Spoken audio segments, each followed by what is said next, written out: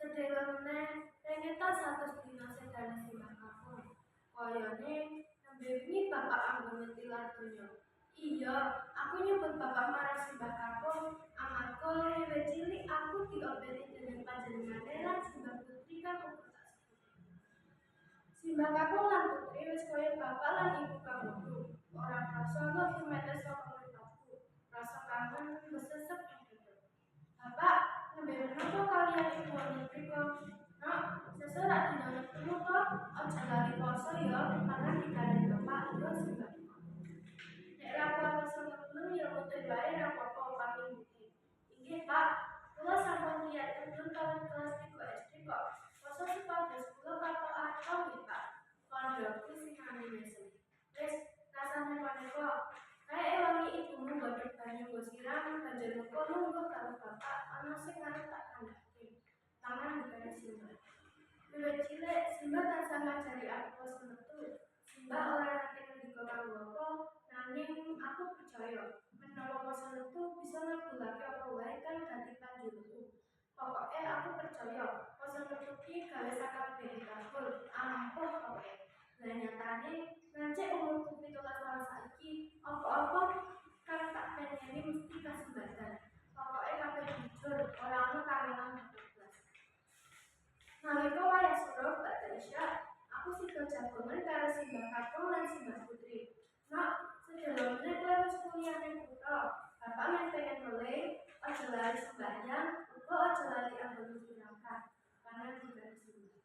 Inggih, Pak. Masa supados sedaya panyuwun kula kakung nggih, Pak, pitapunku. Gus, ya ora ngono kuwi, ora ateges nek poso iki kabeh apa sing tak pengeni bakal kabul.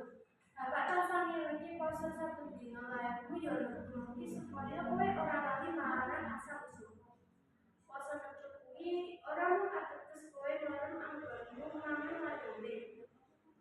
Ananging kami ngandhani hawa nafsu kanggo ngrasakake apa kang ana ing jiwa lan rapamu. Kanggo jaga awakmu. Kowe iki ora dhewe, kowe iki tansah diampini karo kakang lan adhimu. Ya kakang karo adik-adik.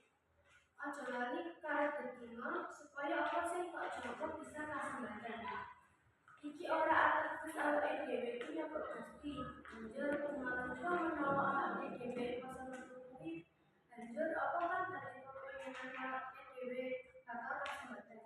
Ananging supaya tansah kelingan menawa kabeh kuwi manut kasane kadumati, awake dhewe mung sadaya upaya lan nglakoni imbauane simbah. Nanging menawa kula kok sedaya ingkang kula apiki gampil, Pak. Kula kinten amargi basa menika kandhaku. Yo kabeh mau sejatine mergo donga bapak ibu karang ora mung mergo basa. Poso yen kowe ora iso kuwawetake tindak tandukmu ya padha wae. Kabeh kuwi ora mergo poso wae, nanging uga manut kersane Gusti. Paham dikane simbahane. Aku mantuk krungu pangandikane simbah, banjur kelimbang tak eneng-eneng kadhujanku sasuwene iki. Jebul pancen mergo tirakate simbah uga. Simbah kang tansah disiplin anggone nindakake aku sinau.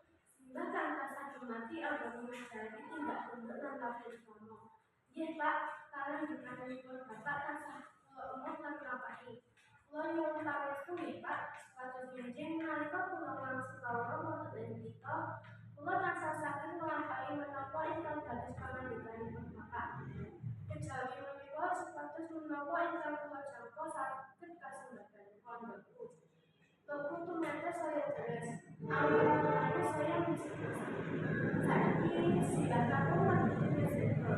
Simbah kakung sedo saiki nyuwun simbah putri. Terus nek sekarang simbah kakung sedo, aku wis